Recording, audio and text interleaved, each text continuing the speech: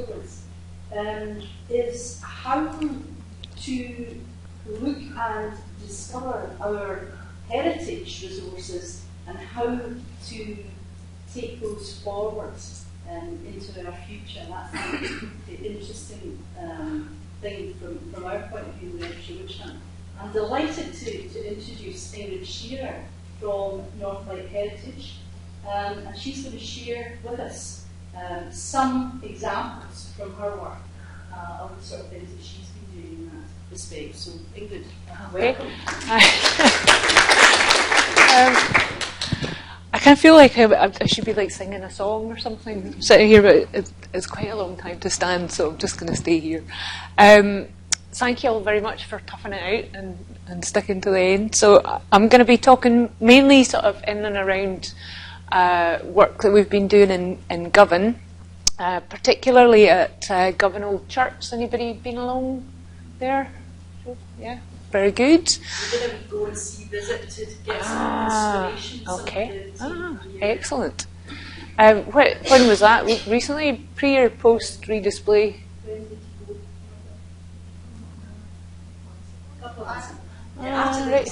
Did you fill in your evaluation forms of the redisplay? No. Oh well, I'll get you again. Okay, I thought this is kind of for your benefit, Liz, too. A meme, in case you've never come across the term, is an idea that kind of spreads through our culture kind of virally or kind of organically. And the great Govan two-age theory, I'm being a bit facetious here, but it's kind of been a really interesting process to watch this what started off as a kind of throwaway comment by this gentleman here, who is Professor Steve Driscoll of Glasgow University, one of my old colleagues. Looks like he's about to be hit by that big stone there, but about 10 years ago, I think it was 2004, he published this little book here, Govan from Cradle to Grave. It's part of a series of occasional publications produced by the Friends of Govan Old. And in his introduction, he had this little throwaway line here: Govan has experienced 2 eras of greatness, which is 2 more than most places. Now, if you sat down and picked that apart, well, most places are, they wax and wane over time, but I kind of liked it at the time. It made me chuckle a bit. And it came up again. I can tell you the exact date, 16th of September 2011. This gentleman here is Matt Baker. At the time, he was the lead artist for the Govan Riverside Art Project, and he approached Steve actually to do a little talk to the local community on the earlier history of Govan and the Govan Stones. Steve couldn't do it, so poor souls, they ended up with me. And I kind of wanted to presence Steve in the talk because he's done so much work in the area. So I used that little throwaway line on the first slide, almost as a kind of subheader to what we were kind of playing around with at the time, as a kind of we were looking for a way to kind of brand and give presence to this early historic part of Govan's history and heritage. And at the time, we were going with Govan, home of the Kings of Strathclyde. We were very pleased with that. And then I added in this little strap line at the bottom, which was 2 more, whatever the original was, 2 eras of greatness. Anyway, what you can't. So that's me giving the talk on the 16th of September. What you can't see is that 2 guys at the front there were asleep. 2 slides in and they'd nodded off. Anyway, so a little while after that, I started seeing it. It was Matt really had picked up on it. He wasn't interested in Home of the Kings of Strathclyde. That was what had grabbed him. And from there on, over the last couple of years, it's kind of spread out, and I've seen it on TripAdvisor and various other sources, even quite kind of official sanctioned websites. Get into Govan, produced by the Central Govan Action Plan. It's popped up on there. And most recently, it's become the title for this fabulous wee film made by a group of young people who've been working with Fable Vision and ourselves on researching the history of the Doomster Hill, which I'll get down to a little further down the line. But check it out on YouTube. It's available online to watch. It's fantastic. And actually, the whole thing kind of came full circle at the launch ceremony for the redisplay of the Govan stones, when Steve kind of referenced it in his own talk in a kind of slightly bemused way. I think he's really pleased with it. It's nice that it's kind of taken off, and it was a much more kind of organic, kind of natural branding process. That's what people liked, and maybe because of its kind of it's a little bit flippant, a little bit humorous, and it's kind of a challenge rather than a statement. So it's been very interesting to watch that happen. Now, if I said Govan to you, what would most of you think of?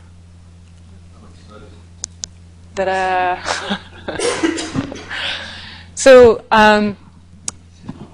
you may or may not be aware the old Fairfield offices on Govan Road are currently being redeveloped, and there'll be a wee heritage centre as part of that. That'll be opening fairly soon, I think. But yeah, most people think of shipbuilding when they think of Govan, and in a sense, it's as a kind of as a heritage asset, it's quite an easy sell. It's a place where it's been a place where things were made, and big beautiful things that went off and sailed all around the world, and they have a nice kind of neat little story. There's a narrative there. You lay the keel, you build the ship, you launch it, and it's away. And it's a very easy to kind of encapsulate story per ship, and it's creative, and they're just big beautiful things. And it's really kind of struck home. I think when Stephen was showing some photos in his talk earlier of other parts of kind of industrial heritage, the kind of complicated relationship that we have with our kind of near past. And in particular, my colleague Peta, who's sitting back there quietly, and myself have been working out in Cumnock in East Ayrshire. We've just started a project there, excavating in a car park, the site of an 18th century inn, which was demolished overnight. It was just about to be listed. Surprise, surprise. Anyway, it's a community excavation and heritage project, and it's been really, really interesting. Now, Cumnock, an old mining community, Scottish coal is now gone, bankrupt a couple of months ago. It's really devastated the community, and also the huge physical impacts on the landscape around places like Cumnock. They've got these massive open cast mines, and there's no money to fill them in. The council, as I understand it, is close to bankrupt, really. I don't know how they're going to deal with this, the physical remains of mining. But it also got me thinking about, whether we should be filling some of these mines in, or they're a part of our past. Mining is a much harder sell than something like shipbuilding. It's this kind of endless Sisyphean task. It's underground, it's dirty, and I think there's a kind of latent sense of kind of slight embarrassment, maybe even shame associated with it in some communities, and at a higher level within the sort of Scottish government and our authorities. It's dirty energy, and it's not Scotland's future. It's not the turbines. It's not the clean green Scotland. It's not fitting with. Its face doesn't fit with our future vision. So, is that just going to be erased? And what are you left with? You're left with the intangible cultural heritage, the stories, and all the other stuff that goes along with that. But with that, you've got that that sense of embarrassment and shame. So does it, does that get lost as well because it's not as glamorous as the shipbuilding? I don't know. I don't have the answers to this, but I just, I really feel like we need to be doing better by communities like Cumnock. I think they're still kind of perceived as dying places, and rather than actually engage with them, it's as well just look away. Govan doesn't realise how much it's got, really. I'm sure they would argue that to death, but yeah, well, that's it. So again, I'm being very facetious here, but really what we're trying to do is tell stories, really, isn't it? Into 4 types of past, none of which would bear scrutiny. But so you've got your near pasts, the kind of ask your granny stuff. A lot of that would come under your kind of cultural heritage. You've got industrial heritage, genealogy, family history. Genealogy and family history, as you were saying, are incredibly popular. Second most searched terms on the internet after porn, I believe. And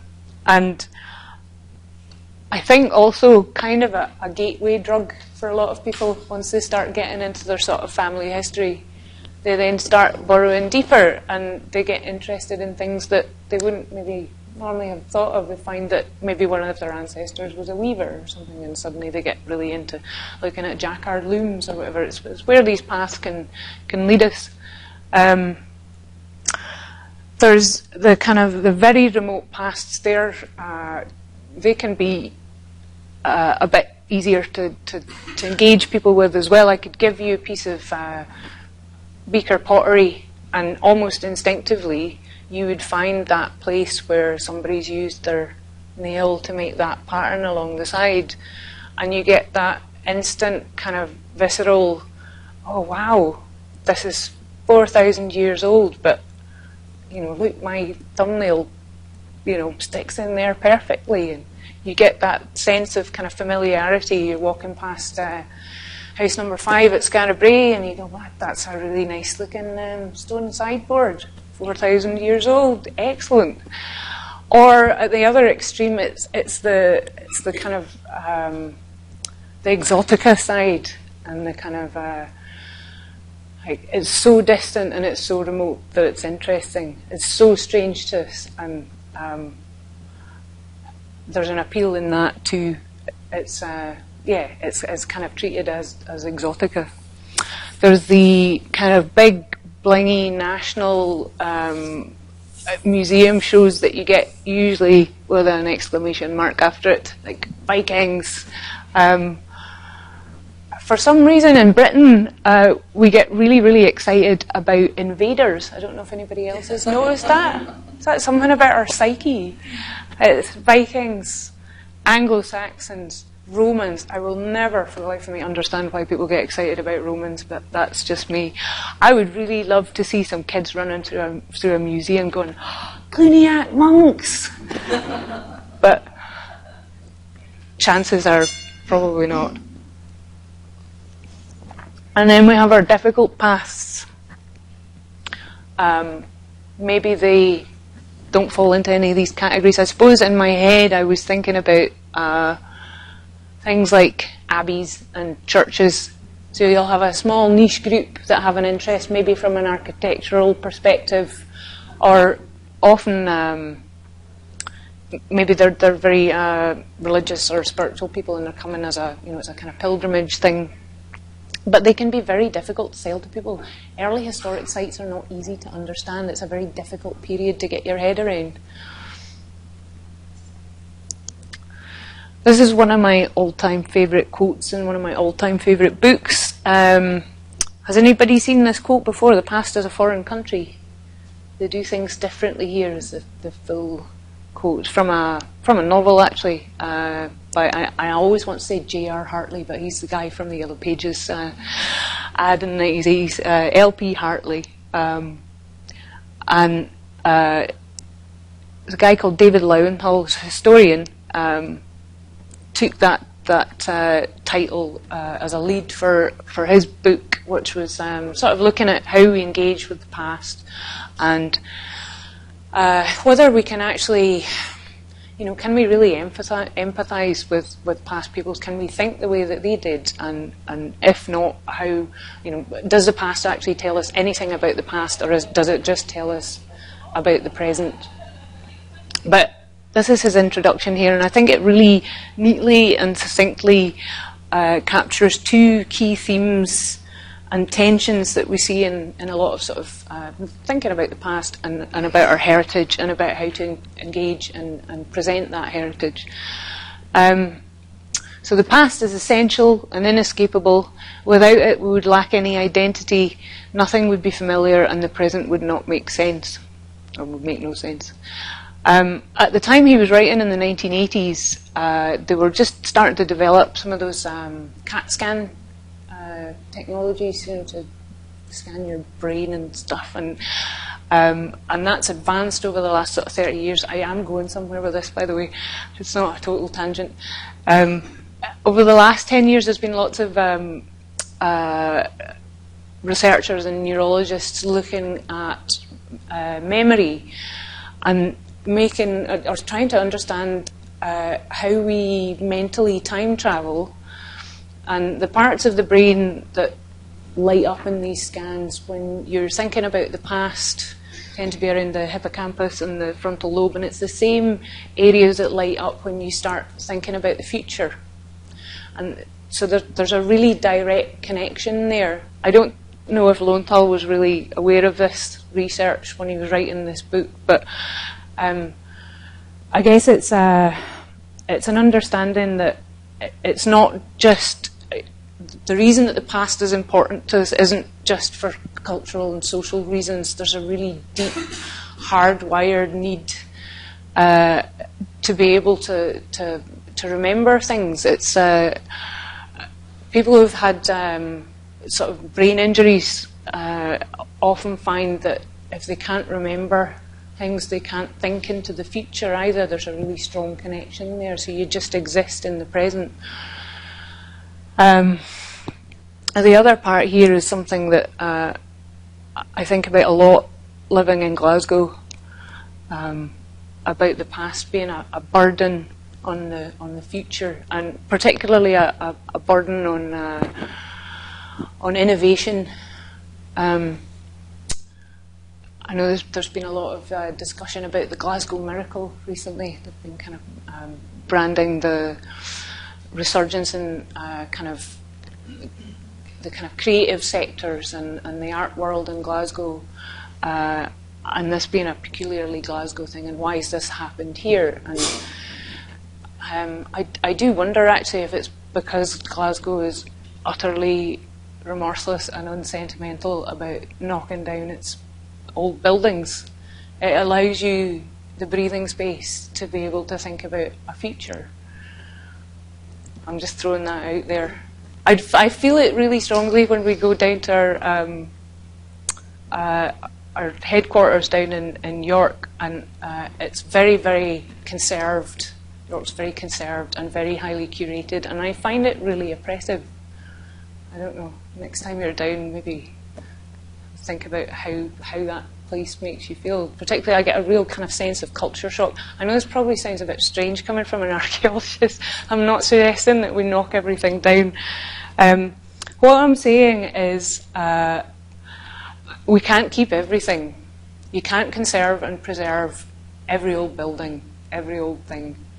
If it was a world run by archaeologists, we'd be living in one of those Channel 5 documentaries about the compulsive hoarders. It would just be like a total dystopic nightmare. The important thing is the process. It's that decision making. It's what when you have an old building or you have something, you're cleaning out your attic, you have to make those decisions. You have to think, what am I going to keep and what am I going to throw away? And you select the things that are most important to you. And it's a really important process to go through. The difficulty and the great failure, I think, by governments, by our local authorities, and by ourselves as individuals, is to not fully engage in that process and not share that process, and that not make it transparent. And we should be more demanding of that and start knocking on doors and saying, actually, we have a voice here, and you're not knocking that. You've made it may be the most viable solution, or we don't need to keep a hold of this. There's 30 other examples down the road, or this is really important to the people of this place, we should keep it. But you need to involve people in that process. Just a little minor rant there. So, back to Govan, and I'm just going to very quickly rattle through. Actually, you'll need to keep me on time here, because I'm aware that I'm all that stands between you guys and lunch, so... Plenty time? Yeah? Okay. Cool, okay. So, where is this? Anybody know? Dumbarton Rock. It is. A wee while ago. Probably around 800 AD or so, there or thereabouts. At this point, this is the kind of political map of Scotland, although it's a little bit outdated.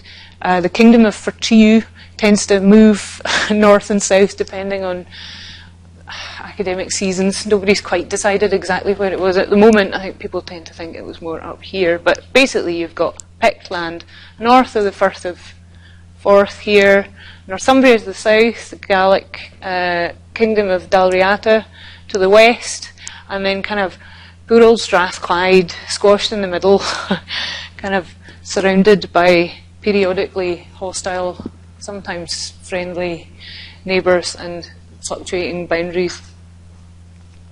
And Dumbarton, its capital, looking out at the mouth of the Clyde. The one great thing about this kind of early historic period is, in terms of the research, it forces people to work together. There's no academic discipline kind of has the upper hand. In this case, you've got to pull together or what scant resources you have. There's very little in the way of historical sources, so you have to rely on archaeology, hagiography, so the lives of the saints, linguistics, place name evidence, art historical analysis. It kind of forces people to work together, which I quite like.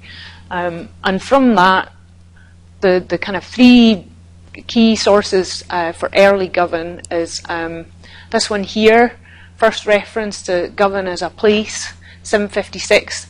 This was an English chronicler who referred to it in relation to the Pictish king and the Northumbrian king decided to get together and launch an attack on Dumbarton Rock. In that year, they were, I think, successful, but on the way back south, after having crossed a ford at Ovania, I don't think I'm pronouncing that right, but whatever, the retreating Northumbrian army were laid waste. So that was 756. So there's a settlement here, mid-8th century. And from that, Simon Taylor has suggested that it's derived from the Cumbric, which is the old language that was spoken in Strathclyde at the time. It's kind of like Old Welsh, British language, that it meant little hill, Govan. Before that, there had been some kind of folk etymology that suggested it was from the Gaelic for smithy. I think that's pretty much been chucked out the window now. The settlement is much earlier than the period when they were speaking Gaelic in the kind of Strathclyde area, and I think this fits much more nicely, particularly when you've got Partick across the river as another key settlement, and that's a Cumbric British place name, and Glasgow as well. So hagiography, this is the life of St Kentigern, that's him there, so Mungo to everybody else. And in Adomnan's life of St Kentigern, Rutherhale who's an early king of Strathclyde, was said to have died at his royal villa at Partick. So the seat of the kingdom was still at Dumbarton at that point, but he had a kind of, I think it was a kind of holiday home sort of set up, Dasha and Partick. So in the mid-1990s, Steve went and dug lots of holes around Govan Old and came up with some 5th and 6th century graves, Christian graves, foundations for an early timber church, a little tiny bit of possible roadway leading out from the old entrance to the churchyard, and a few other bits and bobs, but it kind of confirmed what people had suspected, was that this was a very, very early Christian site of worship. So, average Saturday night in Dumbarton. This is Dumbarton 870 AD. Olaf the White and Ivar the Boneless turn up. They're Vikings, one's from Dublin, one's from York, and they get together. Again, it's supposed to be a concerted kind of knockout blow to the kingdom of Strathclyde, and they turn up with 200 longships. So if an average longship at that time probably takes about 40 men, it's probably somewhere between 8,000 and 10,000 men turn up. I mean, that's a big force. And they besiege the rock for 4 months until the well runs dry, and that's them, they're done. It's a great fortress, but you need water and food or you're gubbed, really. And they make off with lots of slaves and loot, but it doesn't kill off the kingdom of Strathclyde. They just move upriver out of the way of the Vikings and eventually make friends with them by the looks of it. But I would quite like some maybe audible gasps of amazement from the audience at this point. Just to give you a bit of context, this is Google Earth view. That's the Riverside Museum there. I want you to keep your eye on the churchyard wall here. You can see that shape. It's kind of a teardrop shape. It's been a bit stretched because you get a bit of warping from Google View. Car park here. We're going to do a bit of time travelling. Are you ready? Can you stand the anticipation? I'm going to go back 1,000 years.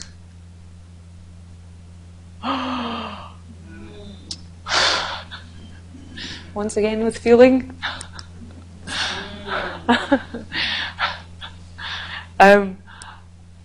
So, River Clyde here, Kelvin running up here.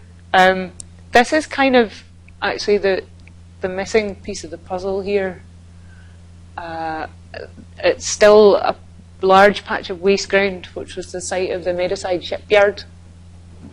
And I think it's ripe, really, for doing something. I think it would be really nice to have that last bit of the jigsaw completed. Liz, I'm looking at you. Because you've got the Riverside Museum there now. You've got the church. There's things happening in and around the Doomster Hill area, but this has been kind of a little bit forgotten about. And this was the site of the royal estate. Okay, so just one more time. Indulge me. But you can see that shape, that kind of circular teardrop shape, has stayed consistent over the last probably 1,200 years or so. So just very quickly to point out what you were looking at there, royal residence. So think kind of Beowulf Timber Hall rather than fancy castle. You've got a wee wooden church here, the ditch around the church. So the current church wall sits on the original bank for the ditch. There was hints of a little trackway emerging from the original exit to the churchyard, and this here is the Doomster Hill. Survived up until about the sort of mid to late 1840s, I think. before it was demolished to make way for shipyards. And it's one of the, at this point, probably used as a sort of court hill, maybe a ceremonial crowning site for the kings of Strathclyde, a bit like Scone Palace. Anybody been to Scone before? Old Royal Heart of Scotland. And quite a nice little setup. So you've got your kind of spiritual hub, your secular ceremonial hub, and the royal residence across the river. This kind of little triangulated setup.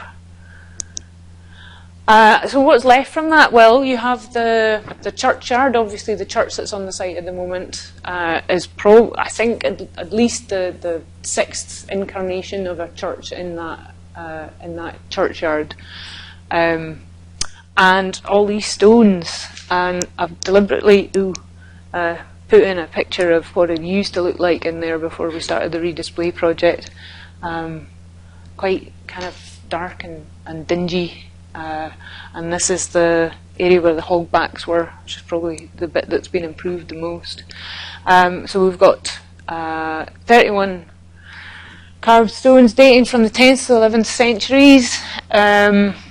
5 of these hogbacks, which are these massive Norse-influenced grave markers or memorial stones. They're enormous. They're the biggest collection in Scotland, but physically they're the biggest in Britain.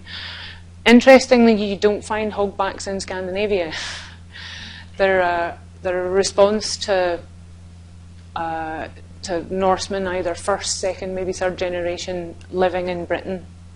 And you find them in areas where the Vikings have settled. So all through some kind of Yorkshire and Northumbria way up the east coast, and there's a few outliers. There's weirdly one in Cornwall and Orkney, Shetland, places like that. And then there's one unique sarcophagus, which is this massive stone coffin here. Shows kind of Pictish influence as well. It's like there's a thing about Strathclyde and its geographical position. It's on this kind of a great sea crossroads from, running up the west coast and then out to the east to Norway. It's got connections with Isle of Man, with Ireland, as well as it's it's in the central belt. So it's a great kind of cultural crossroads, cultural hub. There's lots of different influences coming from all over Britain, really. So this is, after the redisplay project, and I'll tell you a little bit more about that, but it's more about the kind of presentation side. And also just to point out that the Govan School of Carving, this school that emerged from that 200-year period where the kings of Strathclyde were based at Govan, some of those stones made their way outside of Govan. Actually, quite a few of them. So, and there's one obviously in Paisley Abbey. Has anybody been along to see the Barochan cross? That's a Govan School cross. It wasn't actually originally at Paisley Abbey, but this is a map showing you the locations of the ones that we know about. Probably more than that. Some have gone missing, and the boundaries are the old medieval parish boundaries. So, I mean, in terms of function and role, they show quite a strong secular influence. They're not just religious. Some of them may have been used as kind of route markers, pilgrimage routes maybe into places like Paisley. But they're definitely of a kind of secular origin as well. They're not associated with a monastic settlement. There were never monks at Govan. Okay, back to the Doomster Hill here. So that was it in 1758. I actually only noticed something about this illustration fairly recently, and I don't know why I spotted it before. This is looking from approximately where the Riverside Museum is now. That would be down there, and you can see it's the stepped mound with a ditch. Now, this is in 1758. It would have gone out of use as a court hill probably maybe 13th, 14th century, if it hung on that long. There's references to it being used as kind of common grazing land. Now, I live in Scotland, it rains a lot. Things slump and subside, ditches fill in. This, do you know, I think this looks awful kind of sharp and quite clearly defined. That confuses me.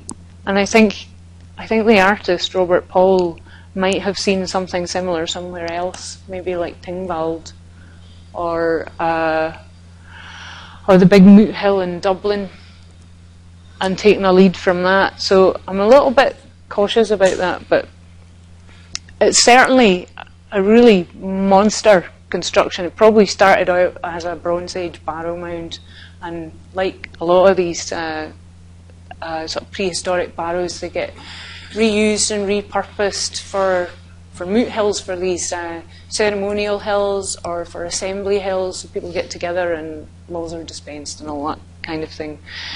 But it's, you can just see it in there as well. But I mean, it's a monster. It's a big thing. So we had 3 key assets really to that site. There's the stones themselves. There's the Church of St Constantine's, Robert Rowand Anderson, A-listed building, finished in 1888. It's full of amazing stained glass. The church itself is very unusual in the kind of Scottish Presbyterian tradition, and that the minister, MacLeod, was part of a movement within the Scottish Kirk that embraced a more flamboyant style of preaching, and he wanted to bring back a bit of bling to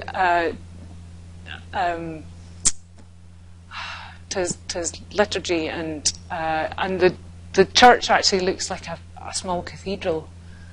It's really quite incredible when you go along. It does not look like a Church of Scotland church, certainly not from that point in time, which was very austere. And he deliberately went for Rowand Anderson. Has he done any buildings in Paisley? Anybody know?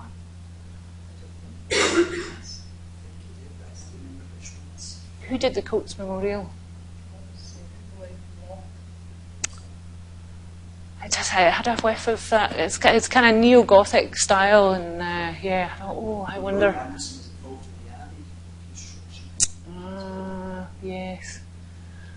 I mean, it's a very flamboyant building, and quite at odds with, what was happening at the time. There's a graveyard. It's a scheduled ancient monument, so it has statutory protection under law. It's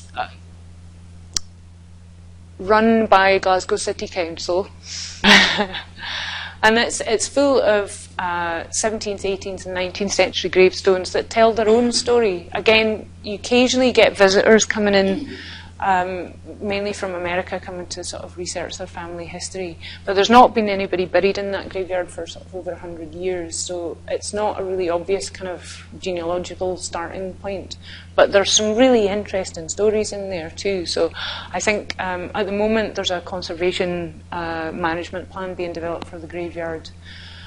It was in a bit of a state, so hopefully there'll be a bit more coming out of that we can start to work with and really start highlighting the graveyard as well. But we're really kind of spoilt for choice. The difficulty is, with resources like that, big historic buildings, maintenance and long-term sustainability is extremely difficult and extremely expensive.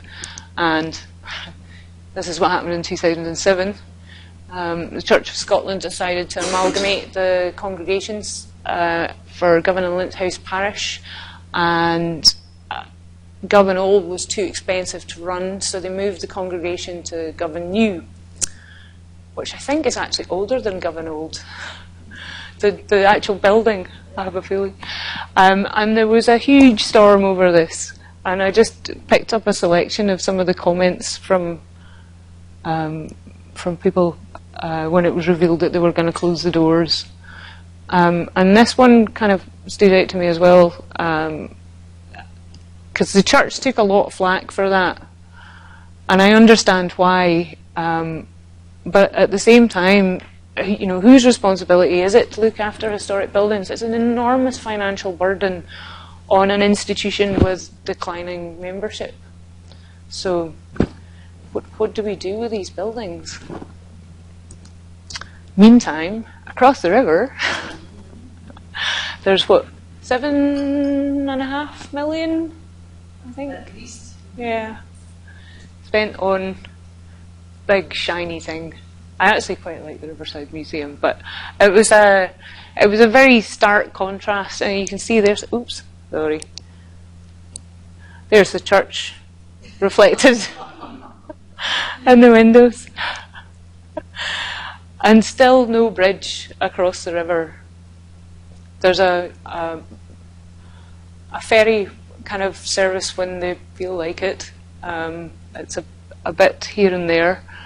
So long-term strategy for pulling all those visitors who come in to the Riverside Museum, which is 250 metres away from the church. It could be 2.5 miles, to be honest. If you look where the SECC is, there's 2 footbridges. They're 50 metres apart.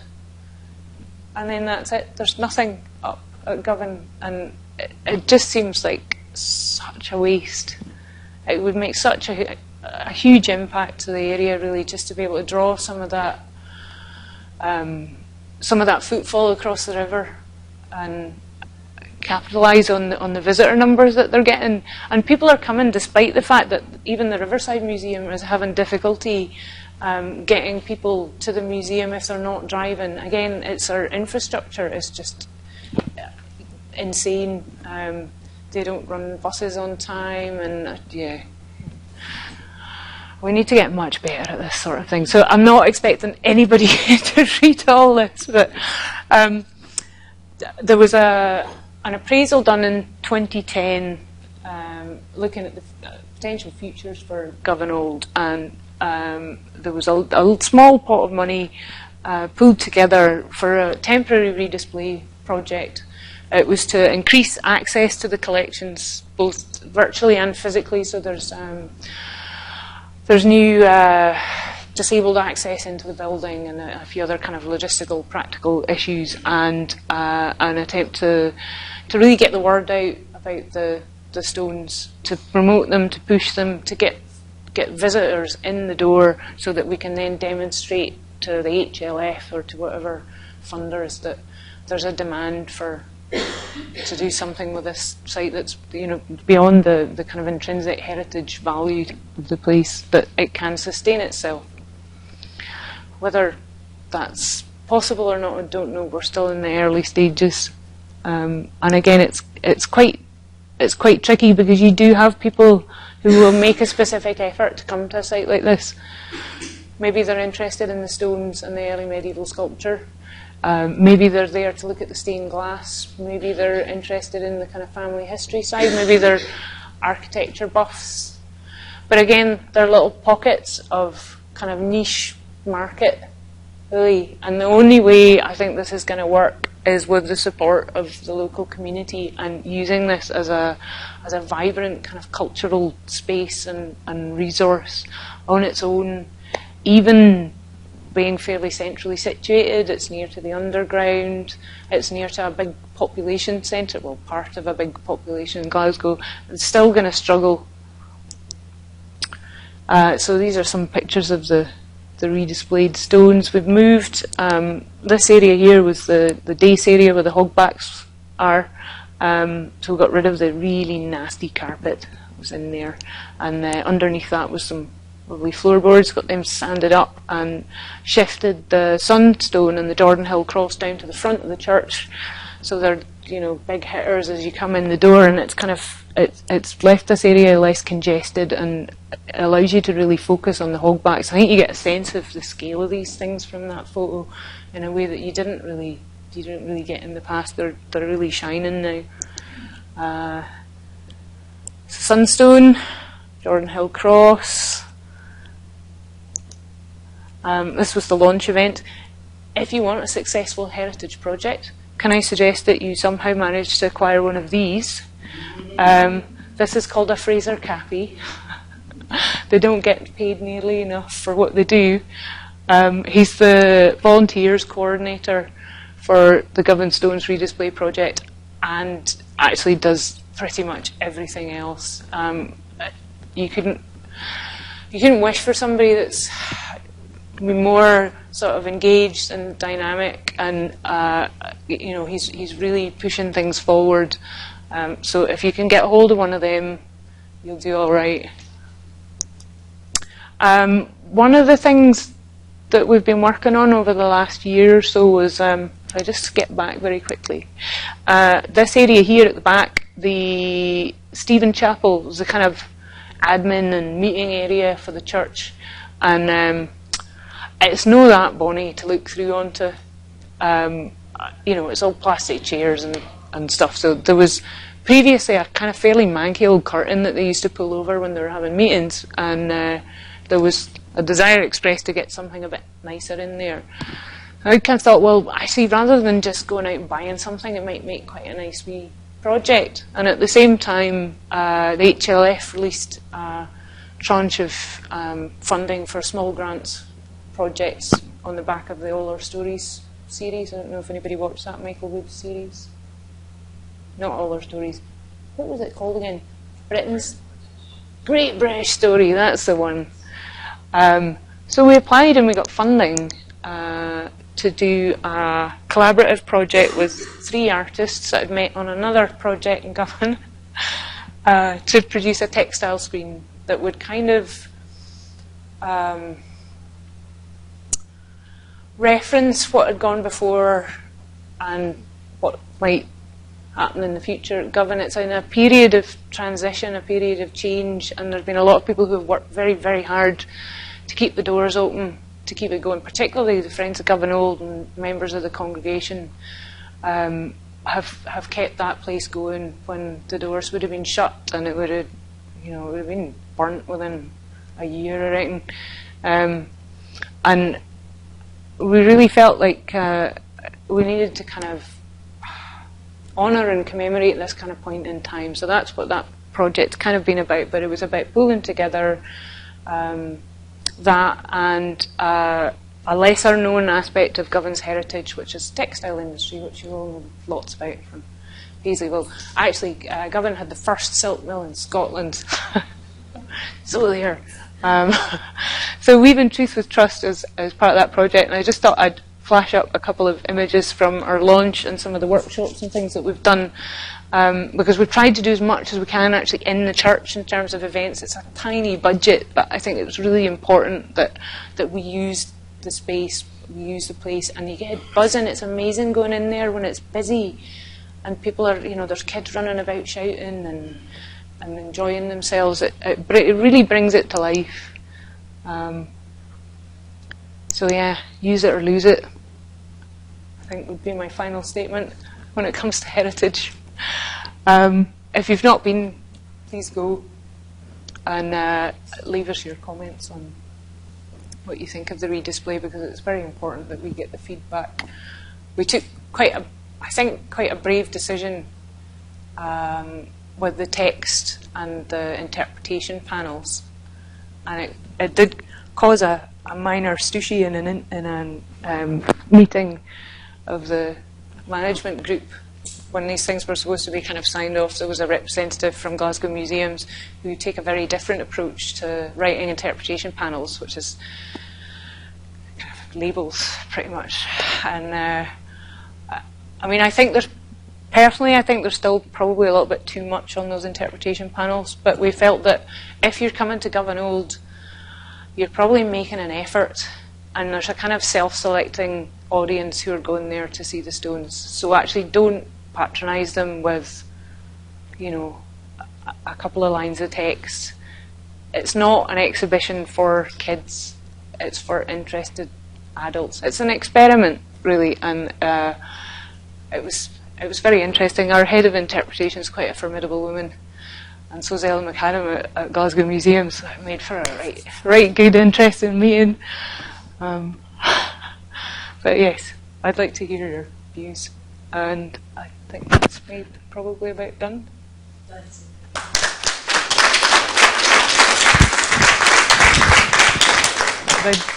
Thanks very much indeed, Ingrid, and yeah, I'll relieve you of that because I hear where the